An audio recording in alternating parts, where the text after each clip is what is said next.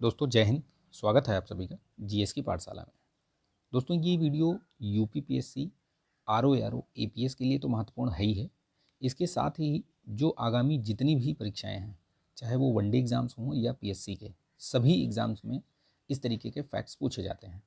और इसमें जो मैं फैक्ट्स कवर करूँगा वो वन लाइनर के माध्यम से कवर करूँगा। ठीक है, तो वन लाइनर जो होते हैं फैक्ट्स वो बहुत जल्दी याद भी हो जाते हैं। तो इसको आप फटाफट देख लीजिए, मतलब 1.5 के स्पीड से भी देखेंगे तो बहुत जल्दी ये समाप्त हो जाएगा। वैसे ये बहुत बड़ा वीडियो है नहीं, जितने भी मेरे वीडियोज़ बने हैं मैक्सिमम 10 से 12 मिनट, 5 मिनट, 8 मिनट इस तरीके से वीडियोज़ हैं। तो इनको आप देख लेंगे तो विद इन अ सेकेंड आपका मतलब काफ़ी सारा फैक्ट्स जो है वो रिवाइज़ हो जाएगा। ठीक है, तो इसको देखिए, लाइक कीजिए, शेयर कीजिए दोस्तों में, और चैनल पर नए हैं तो सब्सक्राइब करके बेल आइकन प्रेस कर लीजिएगा। ठीक है, ताकि वीडियो का नोटिफिकेशन वगैरह आपको मिलता रहे। और टेलीग्राम चैनल की लिंक दी हुई है, वहाँ ज्वाइन कर लीजिए। बहुत सारी चीज़ें मैं उसमें भेजता रहता हूँ, बहुत सारी जानकारियाँ देता रहता हूँ, चीज़ों को बताता रहता हूँ, तो उसको ज्वाइन कर लीजिए। ठीक है, वहाँ पे आपको ये इसकी पीडीएफ भी मिल जाएगी। ठीक, तो ये रिवीजन के लिए बहुत महत्वपूर्ण है, इसको मिस मत करिए। ठीक, ये 9वां है, इसके पहले जो 8 वीडियोज़ हैं उसको ज़रूर देख लीजिएगा। ठीक है, अगर 1.5 में देखेंगे तो बहुत जल्दी समाप्त हो जाएगा ये। तो बहुत छोटा सा वीडियो है, लेकिन छोटा है लेकिन दमदार है। ठीक, चलिए इसको लाइक कीजिएगा। चलिए शुरू करते हैं वीडियो को। देखिए शुरू करते हैं। दिल्ली सल्तनत के शासकों में खिलजी वंश का शासनकाल सबसे कम था, तो याद रखिएगा खिलजी वंश मात्र 30 वर्षों के लिए था। और अगर सर्वाधिक पूछे तो सर्वाधिक 94 वर्ष किसका? तुगलक वंश। ठीक है, ये दोनों फैक्ट्स याद रखिएगा। ठीक है, पिछले वीडियो में शायद मैंने बताया भी था ये।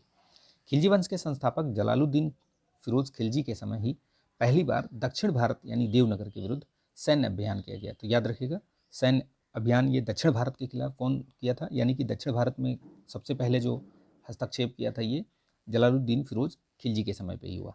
ठीक है, देवगिरी के विरुद्ध। जलालुद्दीन सल्तनत का पहला शासक था जिसकी आंतरिक नीति अपने विरोधियों को खुश करने के सिद्धांत पर आधारित थी। ठीक, ये भी एक फैक्ट है, याद रखिएगा। अलाउद्दीन खिलजी के राज्यारोहण के साथ ही सल्तनत के साम्राज्यवादी युग का प्रारंभ होता है। ये प्रश्न पूछा गया है और प्रबल संभावना है कि आगे भी पूछा जा सकता है। ठीक है, सल्तनत काल में सर्वाधिक मंगोल आक्रमण अलाउद्दीन खिलजी के समय पर होता है, ये भी याद रखिएगा, महत्वपूर्ण है। अलाउद्दीन के तेलंगाना सैन्य अभियान के समय वहाँ के शासक प्रताप रुद्रदेव से अलाउद्दीन को संसार का जो प्रसिद्ध कोहिनूर हीरा है वहीं से प्राप्त होता है। तो कहाँ से याद रखिएगा, ये तेलंगाना का जो शासक था ये प्रताप रुद्रदेव से प्राप्त होता है। ठीक है, अलाउद्दीन धर्म को राजनीति से पृथक करने वाला पहला ये था सुल्तान था, याद रखिएगा। ठीक है, इसने बल्कि इसने धर्म पर जो है राज्य का अधिकार किया। ठीक है, अलाउद्दीन के रणथंभौर और सैन्य अभियान के समय रणथंभौर सैन्य अभियान के समय अमीर खुसरो उसके साथ था, तो ये भी याद रखिएगा। ठीक है, दीवाने रियासत और दीवाने मुस्त खराज ये दो विभाग ऐसे थे, मतलब महत्वपूर्ण विभाग। वैसे तो और एक दो किए थे उसने, लेकिन इनमें जो है ये महत्वपूर्ण विभागों की स्थापना की थी। ठीक है, दीवाने रियासत और दीवाने मुस्त खराज। ठीक, याद रखिएगा। दिल्ली सल्तनत के सुल्तानों में अलाउद्दीन पहला सुल्तान था जिसने एक शक्तिशाली स्थायी केंद्रीय सेना का गठन किया और उन्हें नगद, सबसे बड़ी बात, ठीक है, दो चीज़ें, एक तो स्थायी और केंद्रीय सेना प्लस नगद। ठीक है, उनका जो वेतन था नगद, ये याद रखिएगा, महत्वपूर्ण है। अलाउद्दीन सैनिकों का हुलिया रखने तथा घोड़ों को दागने की प्रथा इसने प्रारंभ करने वाला पहला शासक था।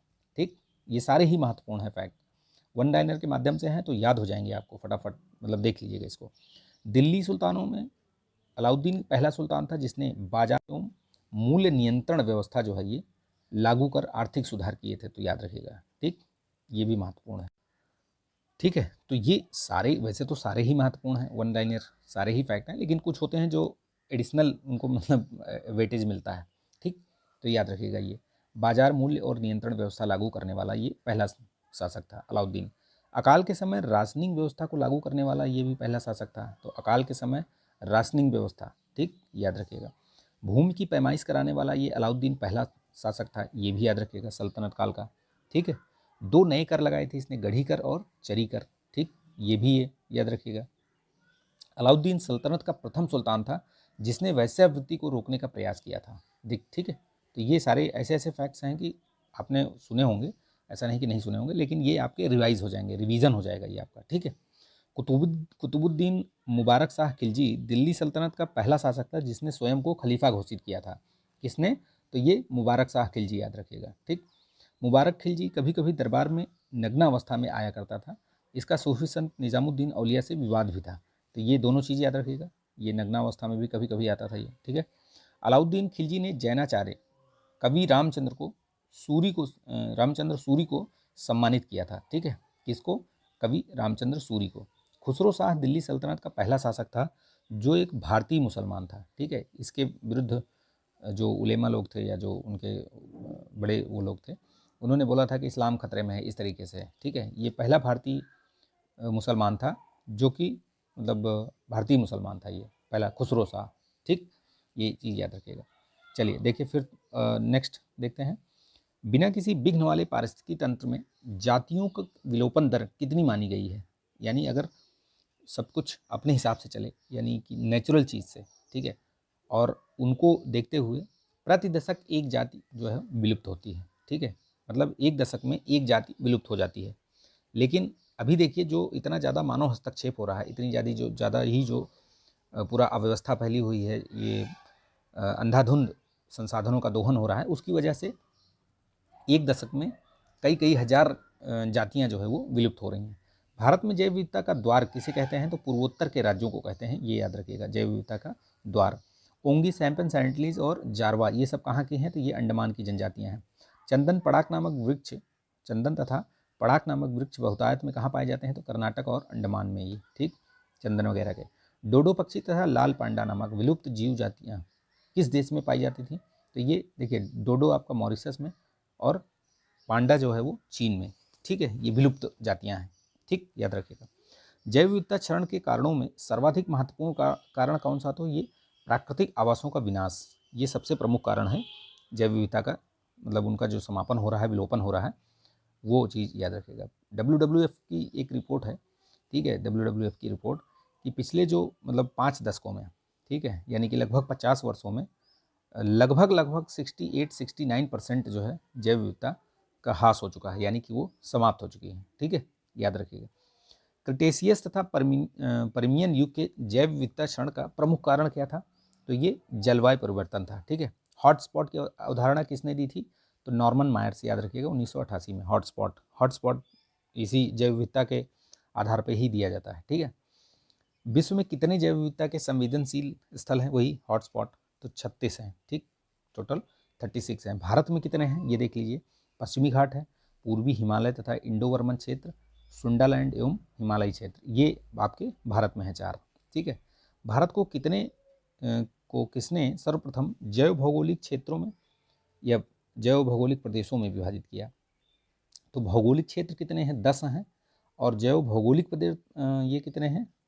तो इसमें, अच्छा एक मिनट, क्या बोल रहा है ये, एक मिनट थोड़ा छोटा करते देखते हैं।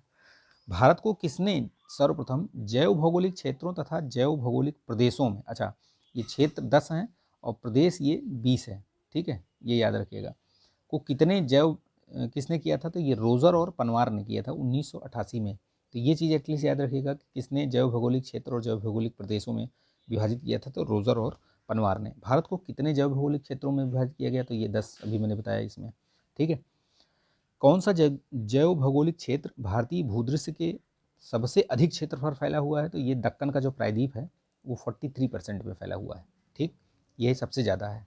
जो जैव भौगोलिक क्षेत्र कितने हैं? वैसे 10 हैं, तो 10 में से वो सबसे अधिक जो है वो कौन सा है?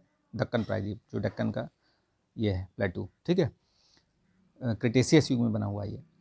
क्षेत्रफल की दृष्टि से भारत का सबसे बड़ा जैवमंडलीय जो रिजर्व है वो कौन सा है? तो कच्छ का, मैंने बताया था अभी थोड़ी देर पहले, ठीक, ये पिछले उसमें वीडियो में बताया था शायद मैंने, ठीक है। भारत का नवीनतम जो हॉटस्पॉट क्षेत्र है कौन सा है? तो सुंडालैंड, 2013 में इसको घोषित किया गया था, ठीक है। भारत में प्रथम जैवमंडलीय क्षेत्र नीलगिरी है, मैंने पिछले वाले वीडियो में बताया था, 1986 में इसको घोषित किया गया था।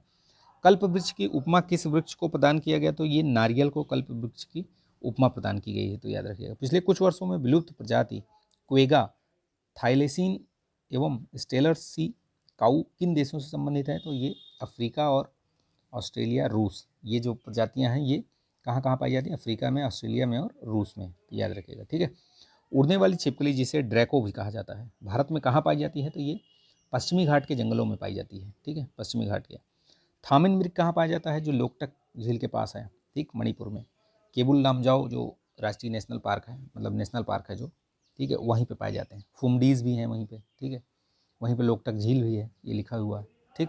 तो इस तरीके से ये पूरा जो फैक्ट है, ये पूरा वन लाइनर, ये आप पूरा इसको एक दो बार देखेंगे तो ये आपको चीज़ें याद रहेंगी, ठीक है।